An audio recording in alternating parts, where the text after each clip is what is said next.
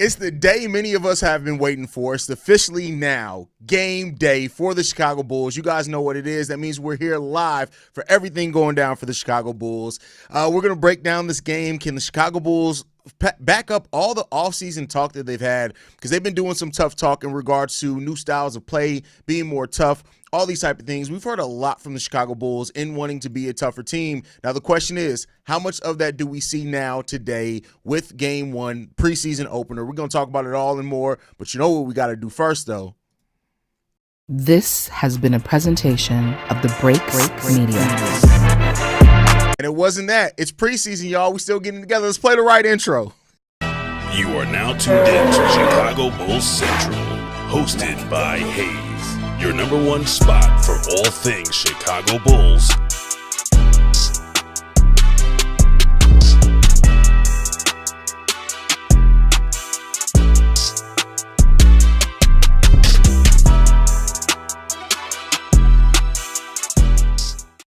What's going on, Bulls fans? Welcome to another episode of Chicago Bulls Central, your number one spot for everything Chicago Bulls related. I'm the host there, Haize, but more importantly, you guys can follow the channel at Bulls Central Pod for every social media platform we happen to be on. With that said, let's go ahead and get into this content today, y'all. And this, starting off, new things are happening here. We are not only live here on YouTube and on Twitter, we're also live over on TikTok and over on IG Live. So no matter where you guys are, you guys can watch Chicago Bulls Central for the game. 82 times this year, we will be live for games. But with that said, I'm super excited about this game. I'm excited about, the prospect for the Chicago Bulls, how things are looking for them, how they're trying to get things together. There's been a lot of really good talk around the Chicago Bulls this offseason, from, them wanting to add defense, wanting to add physicality, adding wrinkles to the offense that we've talked about so long. But hell, Billy Donovan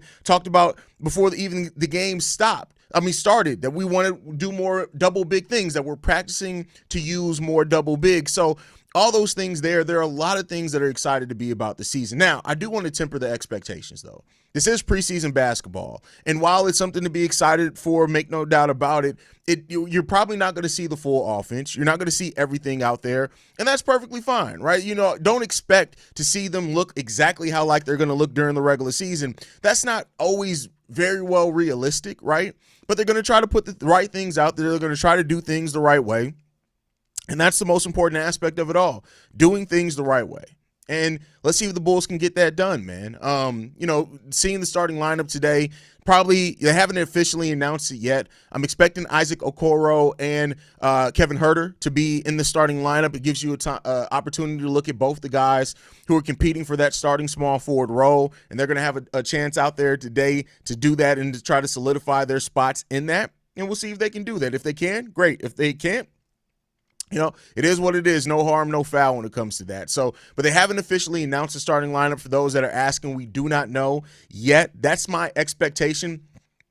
And the reason why I think that is, I do think that this team, Billy Donovan and the coaching staff are going to want to try to play players into the closest thing of what their roles are going to be during the regular season, right? So while Kevin Huerter and Okoro are fighting over that starting small forward spot, you want your bench to start building chemistry. So Trey Jones, Ayo Dosunmu, Zach Collins, right? The guys that are competing over the 10th spot. You want those guys to try to start already seeing how those guys look together. That's why I don't think it's going to be Ayo Dosunmu in the starting lineup. It could, though. I'm not going to act like it's impossible for it to be Ayo Dosunmu. It could very well be Ayo Dosunmu in that starting lineup.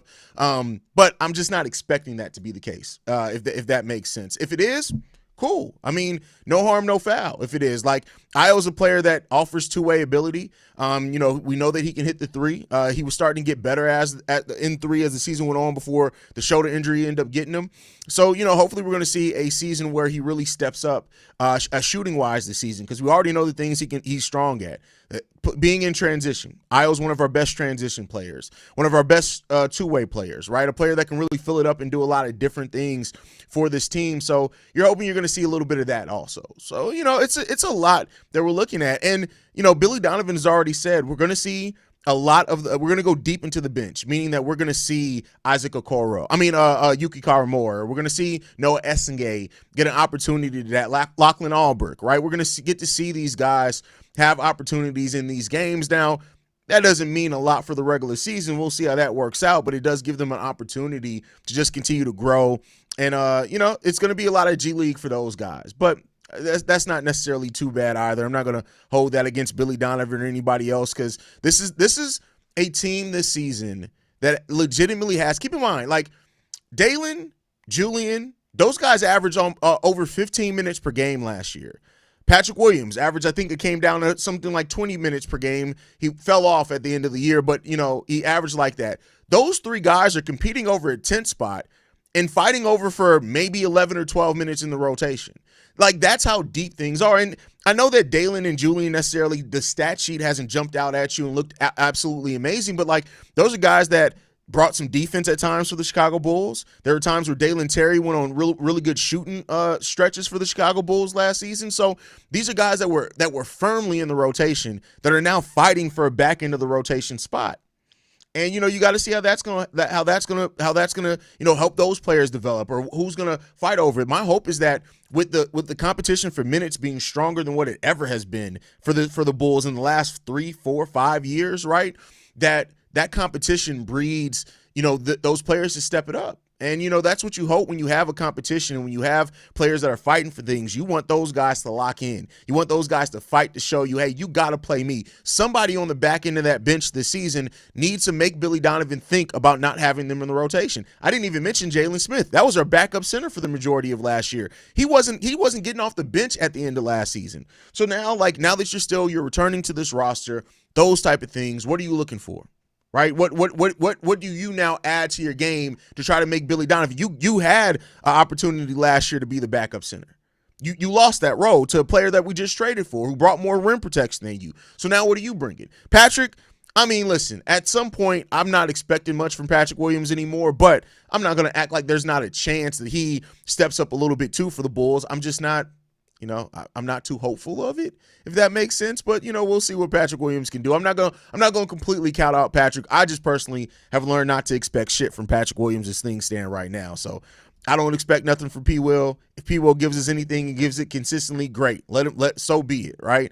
But let him go out and prove that. Let him have to prove that he's going to do it. And he's going to do that consistently.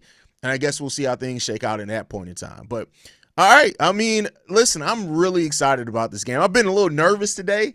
Like, I don't know what it is. I played the outro and the intro today when I don't know what it is. It's getting back in season mode, man. Like, we are really back here about to talk some Chicago Bulls basketball for the next 6 months. You guys are going to see my face live 3, maybe 4 times a week, depending on how things shake out for this team. Like, it's exciting, man. This is always the time to be excited. The optimistic Bulls fans, this is your time, before things start crashing down. The pessimistic Bulls fans, maybe this is your time to be pessimistic before you pick it a little bit up. Hopefully this Bulls team gives you something to be excited about, right? So there's a lot of things that we're hoping that we're going to be able to see from this team this season, man. But as it stands right now, I'm super excited about it, man. I can't wait to see what this team does. I haven't even mentioned Modest Buzelis yet and the growth that this young fella can have this season. And with Kobe White not playing in these preseason games, I think it does open up an opportunity for maybe Modest Buzelis to be able to do more on-ball things. Though that type of stuff that we didn't see from him last year, but that we know that he does have, in his tool shed, is his ability to pass as a big man, his ability to stretch the floor. How much has that grown for Modest this season? Because you need to see a lot more of that from Modest. Like, all things be said, and even like Modest Buzelis had a really solid rookie season and one of the most exciting young prospects that we have on this team, and so in some ways in the league, right? But he has some areas that he definitely needs to improve his game on, and one of those is creation for himself on ball. Just a more efficient shooter, which he did become as the season went on. But just seeing those things from him are things that we're really looking forward to as well. We got this one from Vern, says, "What up, Haize? The best time of year. NBA season is back. Only a couple of preseason games. Then it's cracking from there." Well, we got 5 preseason games, 4 or 5 preseason games that we have this season. It's so always weird how they work out preseason. Like the teams that traveled overseas, I think they only have 3 preseason games. Some teams have 5, some have 4. It's never straightforward with NBA preseason. I don't know why that is. Top Ice Cube says, "Just looking to see our team hoop. Still expecting a good game and hopefully a win." Let's hope so, bro. Like, I mean, at this point, it's not about winning, like necessarily in preseason, right? If the Bulls lose in the preseason, I'm not going they're going to be some. Don't make no mistake about it. The Matt Pecks of the worlds, the Ricky O'Donnells of the worlds, they're gonna have a conniption. I'm not worried about wins or losses in preseason. I'm more looking at what are you trying to do? Like what does the style look like? Who looks like they're ready to take on more of a workload, right? Do any of the back end of the bench players show you anything? I'm more looking at style, substance, more than a win, right? Because, preseason lineups are weird. Billy Donovan's already said his starters are only playing 15 to 20 minutes, right? So, with the rotation being as deep as it is, if the Bulls end up losing this game, I'm not going to trip off that. But if Josh Giddey doesn't look in rhythm, I'm going to be worried a little bit. If Isaac Okoro looks like he's not giving any defense or shooting, I'm going to be a little bit worried about that, right? Like if Miles Buzelis looks like he's more passive this year as a second-year guy, going to be a little bit more concerned about that, right? So those are the things that I'll be more concerned about than necessary if the Bulls win or lose this game. So there you go on that one. I don't really care about that. I care about the process. What are you going through? What are you learning? Who looks like they're ready to make a step? Like those are the things that are far more important to me than if you win or lose a preseason game. Personally, that's just my personal opinion on it. So don't expect everyone to share that one, but that's just my personal opinion on it. We got Godsley in the building. Says, who are you expecting to be our best off the bench tonight? I think Io going to show out. I mean, Io to me, like Io is in a prime position to really step up for the Bulls. He's going to be in that 6-man role. He's going to be able to do. There's going to be times where we need him more defensively. There's going to be times where we need him more offensively. His ability to rebound and to push the pace in transition are all going to be needed. I think we may see even Io's numbers maybe take a slight step back, but I think the efficiency and the effectiveness in what he does is gonna take several steps up in the right direction. That's just my personal opinion. So that's what I hope we see from Ayo Dosunmu. But I think he's gonna be in that 6-man role, and I think he's gonna really thrive in that one. What? Come here. You standing at the top of the steps looking like the Slender Man. You scared the hell out of me, girl. Come on. Nope. You got to do what Alan does when he interrupts the stream. Now you got to come tell the people hi. Come on. Nope. Come on. Nope. Come on. You got to do it. There go my baby girl. Lean down so they can see you. Lean. Tall. What's up, baby? I'll be leaving for my concert. You got to be there 40-ish, right? 6:30, she said. Yeah, I'm gonna end this stream in like 7 minutes. And I'm gonna take you up there. Okay. All right, baby. You look nice. Thank you. You look like a businesswoman. I see you. I see you, little girl. You looking good, girl. I see you. All right. Not expecting much from Noah, but growth. I mean, here's the thing. I don't know what to expect from Noah, right? Like, he played a preseason game against an NBA team last year with his national team, put up 20 points. This is a kid that's been playing against grown men since he's been 16 years old, right? So, like, while I get it, he's the youngest player in the NBA. So there alone, you shouldn't necessarily expect a lot from the youngest player in the NBA. But I don't know. Noah just seems different to me, man. Like, he just has a different way of carrying himself, a different way to go about things. So I'm not just going to count out Noah Essengay. I'm not going to count him out, man. Tony Tsunami says, I think P. Will getting traded this year, potentially, but he will be good for another team. I get where you're getting at with that, but who would trade for P. Will? The only way that I think you trade P. Will is if he does look good. And then if he does start looking good, we know how Arturas is. He does not like giving up players if they start looking good. So, I mean, I could see it going either way. I'm not going to act like I can't. I mean, if they do decide to move P, I'm of the mind if P. Will looks good and a team calls you and they're like, we're willing to take P. Will, trade his ass. Because at that point, what you holding on to him for? Like, I mean, you already got Modest. You got Noah in the wings. Like, I wouldn't be – if P. Will had a solid season, I don't know if I'd feel confident for him to repeat that, right? So you might want to strike where the value's hot. But then again, if he finally does look like he puts it together, he's going to have a more simple role. We're not really looking for offense from P. Will anymore.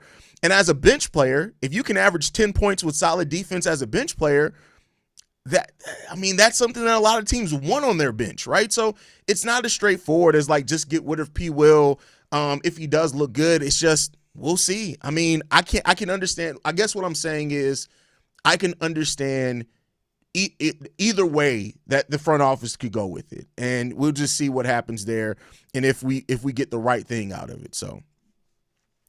I'm ready to see Modest. Want to see us giving him more of a point forward role. Show that he has right up there with Cooper. See, that's the thing. He's not Cooper Flag. Like, Cooper and Modest have two very different games. And I get it. You know, they're white players. They both play forward, and they're both kind of more athletic. But when you look at their games, they have very, very different games. So I don't think Modest is worried about being better than Cooper. Oh, but best believe, when they're playing the Dallas Mavericks, he's going to try to put them clamps on Cooper Flag.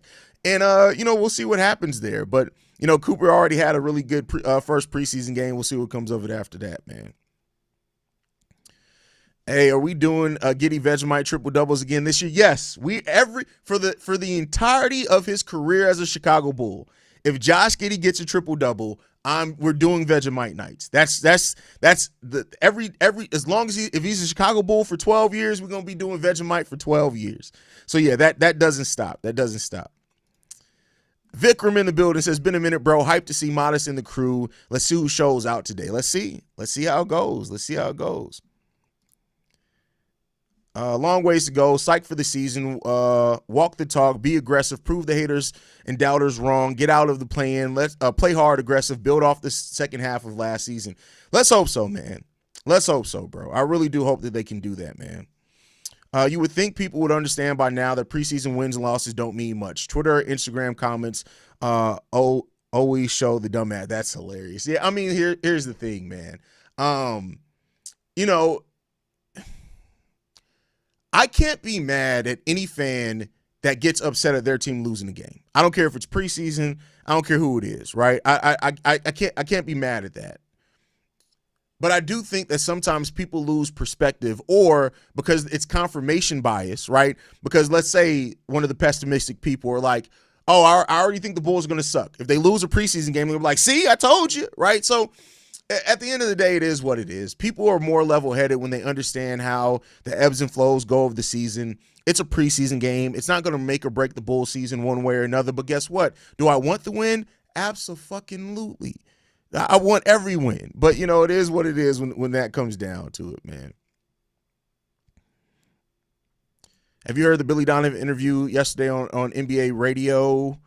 I know I read a transcript from an interview. I don't know if it's that one, so I won't say yes or no. But, damn, man, I can't use League Pass because of the lame-ass blackouts because it's a Cleveland game, about to find other ways. Damn, I didn't even think about that. But, oh, no, you know what you can do? You can go over to Playback, and you'll be able to watch it on Playback with us while we live stream during the game. You can watch the game in the background. So just go to playback.tv, search Chi-Town Sports Central. You'll find our room there. We got an event already set up. We'll give you a VIP. You'll be able to see the game. Even with the blackout, you'll be able to see the game. So there you go. Haize, who's worse? Is it P. Will or Zion? I mean, P. Will wishes, don't get me wrong, P. Will has been a lot more healthy than Zion. But let's be clear here. When Zion's on the court, P. Will ain't sniffing what Zion Williamson is on the court. Let's not be homers now. Let's be realistic in what we talking about and our criticisms here, because that motherfucker wishes that he can give the impact that Zion Williamson does, man. Bro, I'm taking the first offer on P. Will before that comes back down and gets injured. Get his ass up out of here. I mean, there are going to be a lot of people that agree with you on that one, bro. A lot of people are going to agree with you on that one, man. Modest and Noah, I'm only watching this team to see the young dudes develop. So hopefully they both get plenty of run moving forward. Let's hope so. Let's hope. Listen, Modest and Joe, here's what I'll say. And I'm saying if right now, not to knock anybody, but only because Kobe's not re-signed. If you re-sign Kobe White, you got your backcourt locked up. If Noah and Modest continue to develop, you got your front court locked up. So at that point, what do you have to spend your assets on? You gotta find a center, and you got to keep replenishing the bench, because you have to get ready for the extension of Noah, the extension of Modest at some point in time, especially if they're working out. And I tell you what, if you give a team 100, because the Bulls are $115 million below the salary cap next season, you give them $115 million. You got your front court, your back court already locked up. You got to re-sign Kobe. You got to re-sign Io. Isaac Okoro is already locked into the contract next year.